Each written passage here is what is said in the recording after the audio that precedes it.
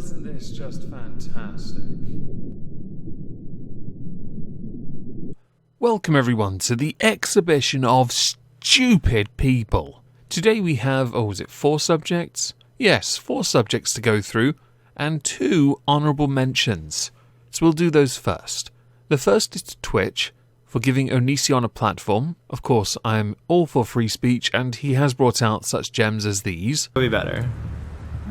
Well, I'll tell you why I've asked you all to come this evening, ladies and gentlemen. I'd like to talk to you about men that like obese women. They see me rolling, they hating. Stop retweeting me! Marvellous. The second is to Blair White, who, after saying she would take a break from social media, uploaded on her second channel a video where she explains how one who is trans hides what they got. These 2 subjects alone could have sustained me for weeks, but instead we're going to start with a pure gym trainer called Matt Simpson. This is Matt Simpson, who, to celebrate Black History Month, came up with a workout in honour of Black History Month. I'm laughing because this one's already hilarious. He named it in honour of an Oscar-winning movie that some of you might have heard of, called 12 Years a Slave. He came up with this workout that was, prefaced with, slavery was hard and so is this, and included 12 workout moves that included box jumps, push-ups, and burpees. Understandably, many people were not overly impressed with this idea, and they decided to let him know. Well, they trolled him a little. Many pointed out that he himself is black, so why on earth he thought this was a good idea is a mystery. The following day on Matt Simpson's Instagram, he posted an update, saying, "For those who are coming across me this morning for the first time, I am the individual who posted the 12 Years a Slave workout yesterday morning via the Pure Gym Luton and Dunstable Instagram account," to which he then went on underneath to say sorry, and to make sure you know he absolutely means it, he hashtagged it, public apology, #sorry. Pure Gym, when they were alerted to that post, immediately removed it, and unreservedly apologised, because it was not approved or endorsed by the company. Personally, I think it's hilarious. But I say it's hilarious because I'm blue. I will say, to Matt Simpson, it was in poor taste and you accept it. Understandably, you're going to get a lot of criticism from a lot of different people. Some of it, yes, will cross the line. And even if it is over 1,500 comments on a post, you could just archive the post or go through all of those that have said things that are distasteful, that have impacted your mental health, that you yourself have recognised as done, by simply reporting those accounts. It is a facility open to all, after all. Next, I want to talk about Nintendo, because they're dicks, and they know they are.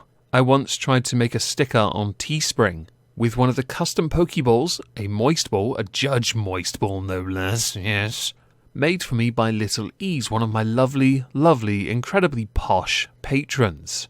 But it was flagged by Nintendo as some form of copyright, and I don't get the opportunity to contest it. It's like people on Twitch. If something gets DMCA'd, you can't contest it. You have no rights. The only rights that matter are that of Jeff Bezos, Beelzebub? Whatever his name is. To support that, I'd add Repsion, who I remember a few years ago had a similar issue with Nintendo, because they're dicks. Well, now, Nintendo decided to launch a copyright infringement lawsuit, or lawsuit, if you want to give it its correct name. This time, against a TikTok, Twitch, and adult entertainment worker. With over 1.9 million followers on TikTok, 50,000 on Twitch, Pokey Princess has a social media presence I would like, but preferably without the TikTok part. Replace that with my YouTube. Yes, all hit subscribe after all. I need it all, okay? Her name and her numerous tattoos are proof of her love for Pokemon. You can see them in the picture. I especially like the Onyx on your elbow. Onyx is one of my favourites. Nintendo, though, aren't a fan. And 2 months ago, Pokey Princess received an email from LegalZoom, the company where she trademarked her username, revealing that Nintendo have issued a cease and desist Understandably, Poke Princess believed her name and imagery would fall under parody and classed as fair use, because there are other users, Pokimane being one, who have Poke in their names and have yet to face legal threats, while people sell Pokemon fan art all the time. As a consequence for what she has done, she has been forced to change her name to Digital Princess and pay Nintendo all of the money she made from merchandise sales, which to me is a massive kick in the teeth for Poke Princess. And I am truly sorry you have had to do this, along with putting out a video explaining why you had to make these changes. It's just further proof Nintendo suck. Now, if you don't mind me, I'm going to go play Animal Crossing on my Switch. A few moments later. The next subject I'd like to talk about would be cuties. No, I'm not going to talk about the scenes, and I certainly have not watched it. I've seen enough clips floating around Twitter to scar me. I'm also not going to talk about that video that guy did where he said, I believe, its purpose is to make you horny, and it kind of worked. FBI, we got one, boys? No, instead we're going to talk about how Ted Sarandos, who's Netflix's chief executive officer, or one of them, has responded to the indictment that Cuties has received.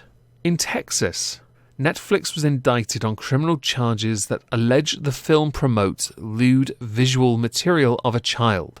The film's synopsis indicates it's a coming-of-age story of an 11-year-old Senegalese girl as she discovers her maturing self, all while looking for acceptance in her religious family and group of young dancers she hopes to befriend. Sarandos believes that the movie is misunderstood in America and has taken umbrage with language within the indictment, because feels before reals, indicating that Cuties appeals to the prurient interest in sex and has no serious literary, artistic, political, or scientific value. Try telling that to the cameraman who, when 11-year-old girls were doing the splits or spreading them like butter, the cameraman zoomed in on their genitals. Continuing by saying, it's a film that is very misunderstood with some audiences, uniquely within the United States. I promise you it's not. It's definitely worldwide. The film speaks for itself. It's a very personal coming-of-age film. It's the director's story, and the film has obviously played very well at Sundance. No one cares about Sundance without any of this controversy, because progressive, yo, and played in theatres throughout Europe without any of this controversy. Is that why no one's heard of it in the United Kingdom prior to it being on Netflix? Okay, I am almost certain the majority of you have an opinion on Cuties, and that same majority will hold a negative opinion because of what they've seen. The story is lost in favour of what comes across as, well, very Amos Yee territory. The final thing I'd like to talk about, and it's actually one that made me laugh quite a bit, comes courtesy of the H3 podcast, where Ethan decided to shave his head, eyebrows and beard, which brought this, yes, it's a masterpiece, that double just terrifies me.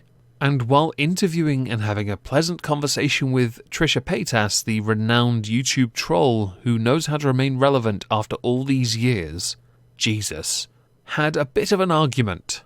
You were into pills. You never talk about that you were a pill addict for a minute. What? Yeah, you said that. You said you were really into pills, and you don't talk about that. Why do I need to talk about that? Because that's being open. That you're judging me for being crazy, taking pills or whatever. Like I take pills or whatever. But you've done it too, and you're just not open about it. I don't think that is a defining characteristic of who I am. I think that is a big thing. That makes sense. Why? Because you're on medication now, and there's no shame or judgment in it. But like, hey, if you're going to shame me for being off meds, you should say, hey, I'm on meds. I'm not shaming you for being off meds. That's what it sounds like. You just call me crazy. It was a very entertaining one. Yeah, actually. Well, we're posting more frequently, but the views are up. It's doing really good. Amazing. Happy for you. But you're trying. See, what you're trying is to upset me, but it's not I'm working. not. I said good shit for you. If you think it's doing better, No, you're then being I'm glad sarcastic. for you. I'm not. I think that's amazing. If it's doing good for you, then really congrats. Yeah, I can see why your relationships don't work out. I can see why you've been with the same person for 12 years. Thank you. You have no other options, and quite frankly, I don't blame you. It was entertaining for me because Trisha came off as very jealous. But at the same time, you can never truly tell because she's flip-flopped on literally every issue to ever exist ever so no one knows whether she's serious about anything. And then she got really personal, and then stormed out because she's brave, yo. But taking no accountability, no responsibility. You think everything's just an attack against you. Everyone's against Ethan. Like, oh my gosh, I'm always right. It's like, ugh, you and Jax don't serve each other, so. Jax? Well, I can't believe you're going after Jax. He's such a sweet guy. I love you. All right, Trisha. Bye. Thanks for a great episode. I thoroughly enjoyed watching this, by the way, because that's entertainment, apparently. It's like real-life internet blood sports, or irritable bowel syndrome, whichever IBS you prefer the most. I might take the latter over the former because the former was cringe from the offset. As we're done here, I'd love to know what you think.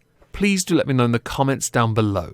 Hope you'll have a fantastic day, and thank you all for listening.